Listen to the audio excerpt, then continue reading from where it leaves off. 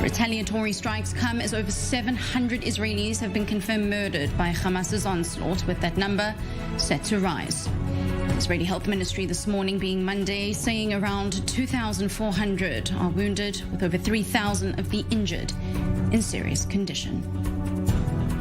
Well, let's now go to Israel's northern border, where our correspondent Pierre Kloschendler is standing by. Pierre, reports coming through just moments ago of the Lebanese foreign minister saying that his government has received assurances from Hezbollah that they will not join the fighting unless Israel harasses Lebanon. What are you seeing on the ground there? Do you trust them? That's the first question. Here it's quiet, but there's been some demonstrations and stone throwing from Palestinians emanating from the En El Hilwe refugee camp in the Tyre region, which is further west at the border fence. But those clashes were quite minor. Here it's quiet, but you hear the loud and incessant buzz of the uncrewed aerial vehicles of the Israeli army that are patrolling the skies along the Israeli-Lebanese border. And just an hour ago, we were apprehended by Israeli soldiers who checked us and asked us to leave immediately after this live transmission because they said this is not safe. The soldiers seemed quite relaxed.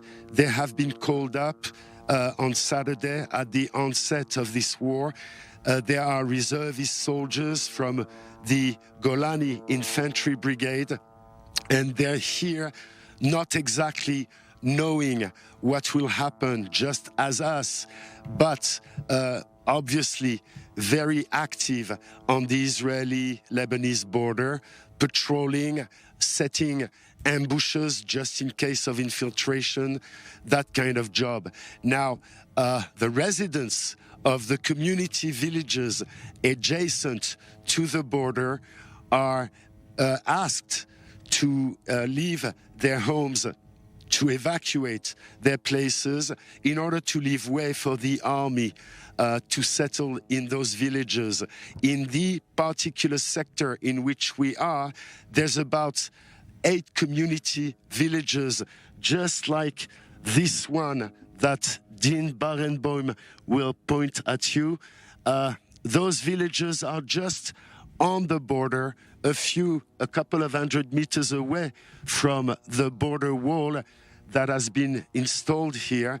And 8,500 of these residents of these community villages have already left, but it's not mandatory. It's voluntary evacuation. Now, Yoav Gallant, the Israeli defense minister, has instructed the Home Front Command to issue an evacuation plan called Safe Distance, similar to the one that is carried out with great difficulty along the Gaza border, because the fear of infiltration has always prevailed in the area where we are. Unfortunately, and ironically maybe, the fear of infiltration did not materialize here as was anticipated, but was materializing along the Gaza border. Our correspondent Pierre Kloschendler, we can hear the IDF planes just above you in the north of Israel. Thank you very much for that update. Obviously, more questions at this time than answers, but a big question being asked from the international perspective is what the fighting possibly means for both Israel and the Palestinians and the relations with other Middle Eastern counterparts. For one, analysts expect the conflict to derail a U.S. brokered negotiation between Israel and Saudi Arabia to establish formal relations with each other, a subject concerning officials in the United States as well. Here's Antony Blinken, the United States Secretary of State, speaking with ABC. George, it's no surprise that those opposed to the efforts to normalize relations between Saudi Arabia and Israel, and more broadly, to normalize Israel's relations with countries throughout the region and beyond, who opposes it? Hezbollah, Hamas, and Iran. So to the extent that this was designed to try to derail the efforts that were being made, that speaks volumes. Right now, the focus is on dealing with this attack, dealing with Hamas. And we'll come to the normalization efforts, which, by the way, are incredibly difficult when it comes to Saudi Arabia and Israel. Lots of hard issues to work through. But if we could get there, that would significantly advance stability in the region. It would offer so many greater prospects for people in all of these countries. And there are basically two paths that are before the region right now. One is the path of normalization, of integration, of people working together. And by the way, in that and on that path, it's not a substitute for resolving the differences between Israelis and Palestinians. On the contrary, it needs to be used to advance that effort as well. But that's one path. The other path is what we've seen from Hamas: terrorism, horror, and something that offers not only nothing to people throughout the region, it offers nothing to the Palestinians. On the contrary, everything that Hamas does makes their situation, their plight, even worse. They bring nothing but death and destruction, not only to Israelis, but to Palestinians. Let's cross now live to Efrat in the West Bank, where I'm joined by Dr. Emmanuel Navon, an international relations expert and the CEO of Elnet.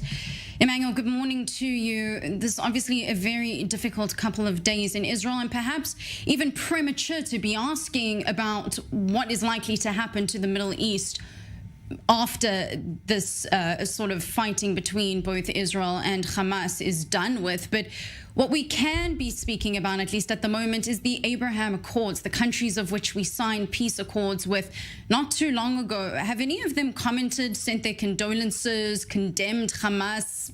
Any news from them with regards to what is happening in Israel? There's been some mild condemnation from the UAE.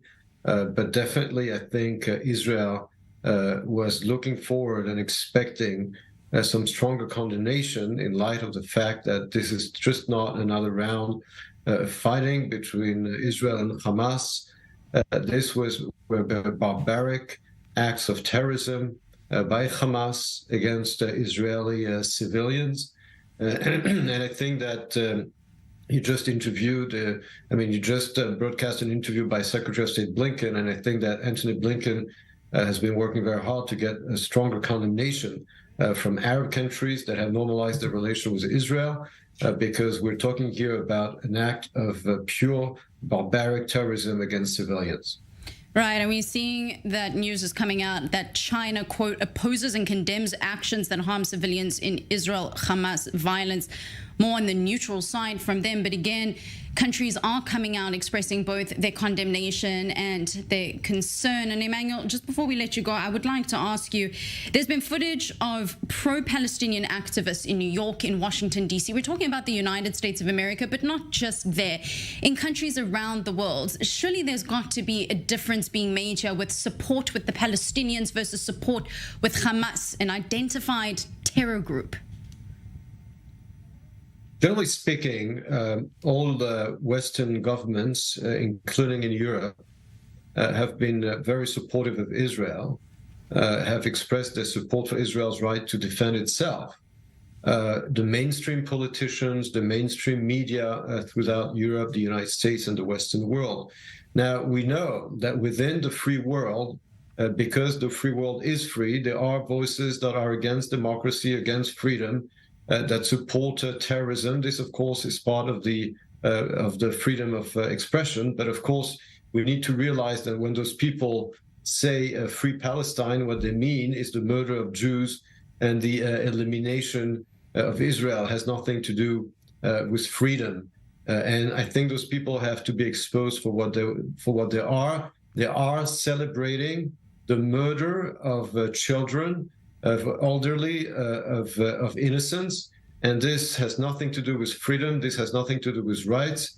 This has simply to do with supporting the destruction of Israel and the murder of Jews wherever they are. Dr. Emmanuel Navon, stay with us, but I do want to cross now live to our correspondent Nicole Zedek, who is standing by for us in Sderot in southern Israel. Nicole, earlier when we spoke to you, were quite literally in the line of fire. Are you and the team safe right now? Where exactly are you, and what is happening on the ground where you are?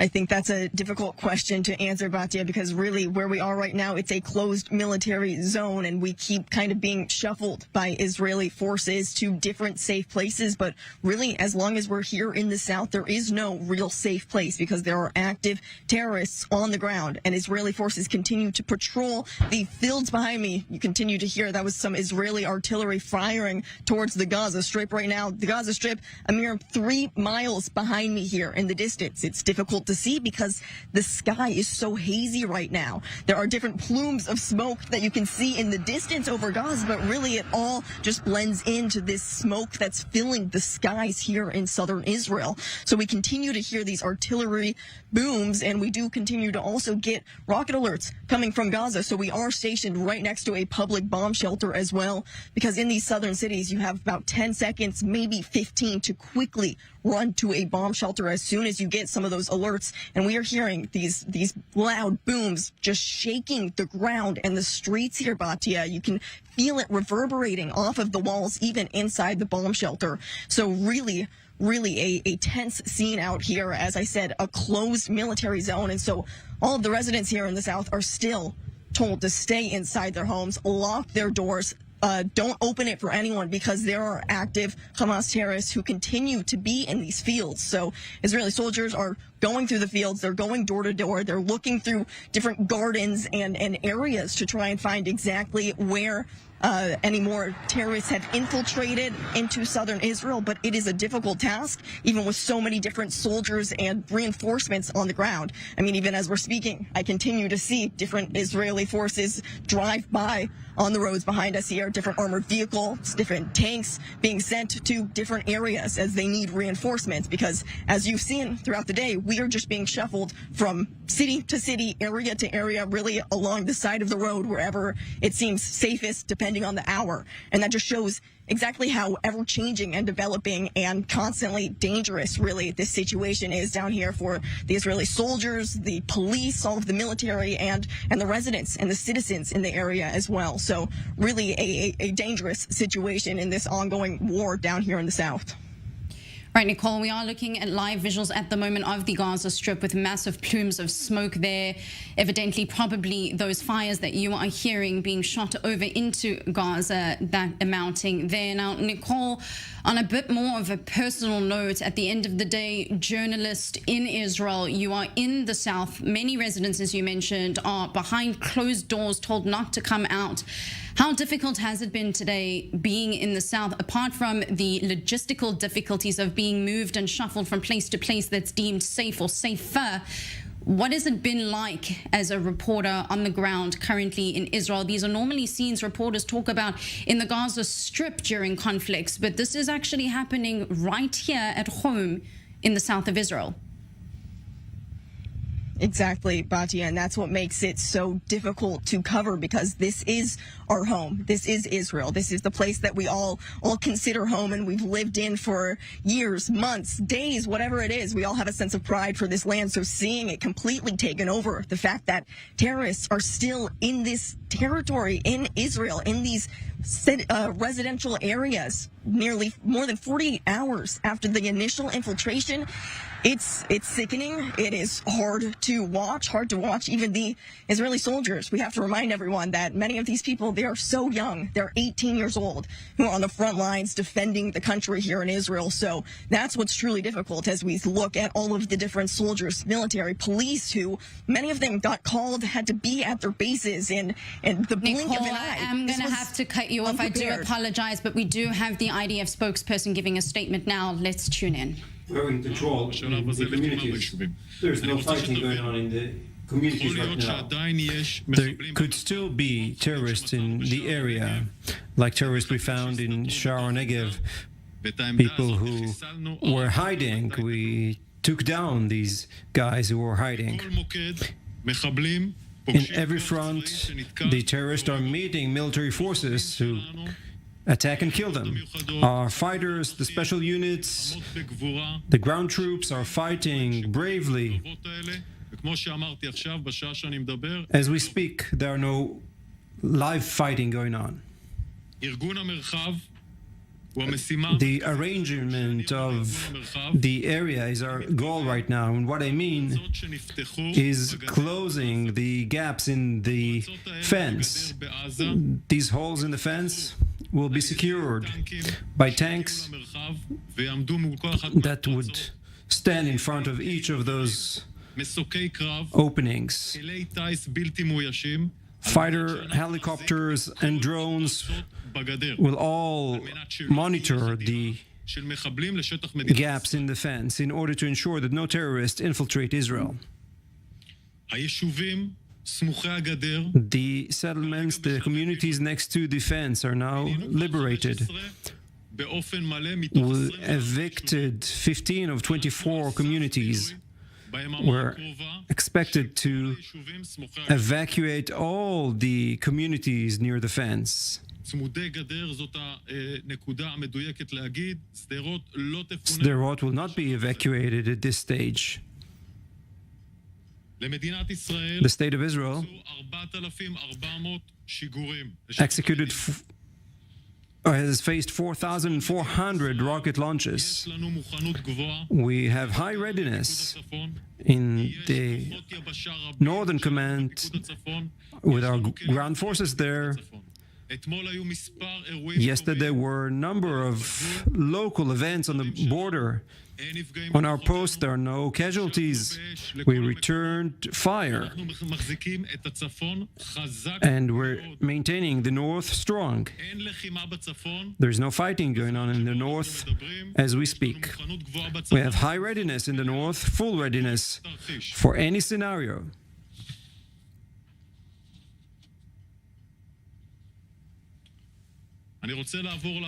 I wish to move to the attack. The IDF is on an attack. We transformed into heavy waves of attacks in a wide compound, aerial compound of 50 to 60 combat fighter jets dropping thousands of ammunition as we speak, and a strike on the North Gaza Strip in an area that has hundreds of targets being attacked. We will reach thousands of targets being attacked. In each of those, there are terrorists. We do not attack areas where there are no terrorists. We are attacking terrorists. Every area that has terrorists will be attacked. Every headquarters, every office will be attacked. There are hundreds of killed Hamas terrorists on our borders. Hundreds of them. Hundreds of them on the fence. We took down everyone who attempted to reach the fence with helicopters, with planes, with tanks, with ground troops. There are terrorists killed on the fence in the hundreds. Hundreds are buried under buildings in our attacks. In the wave with which we attacked in Beit Hanun, there are dozens of terrorists buried under buildings. The closures are closed. There is no power in Gaza. No one comes in or out. Anda is under siege.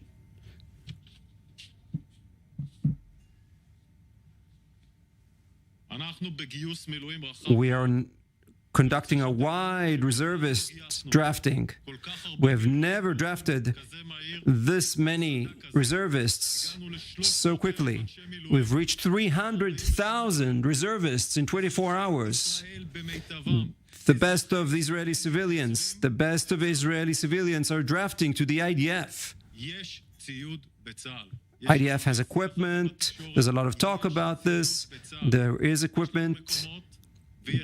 We have places and units where 150 and sometimes 200% of reservists arrived. Those who are not needed will be released back home. We are not short of equipment, of food. Everything will reach, even if it takes some time. Not everyone will have the same type of equipment. Those are in the forefront are not the same as those who are in the back. Everyone will have equipment. Everyone has food. We need to show resilience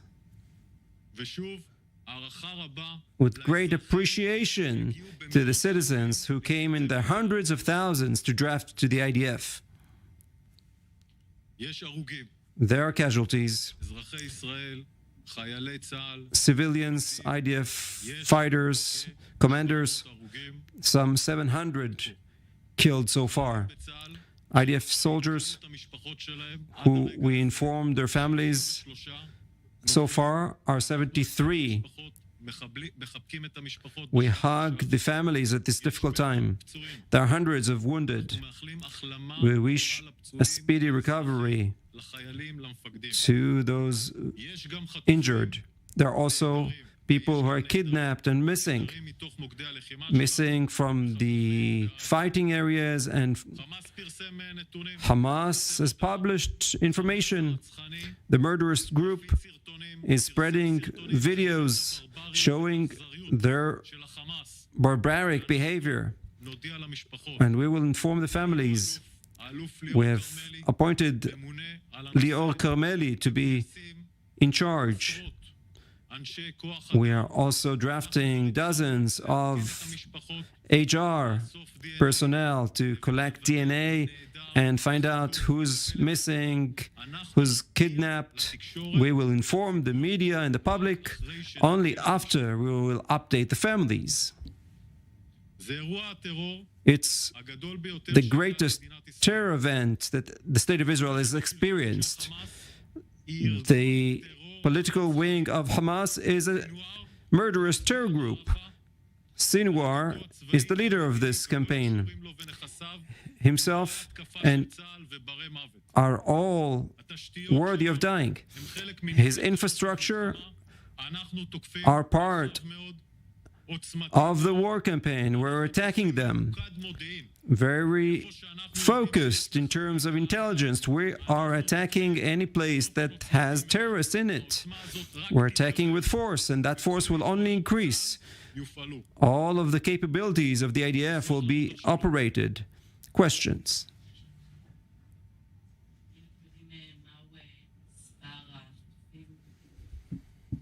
Guy Israel, appreciate you very much for translating that. We've also still got with us Mr. Navon on the line.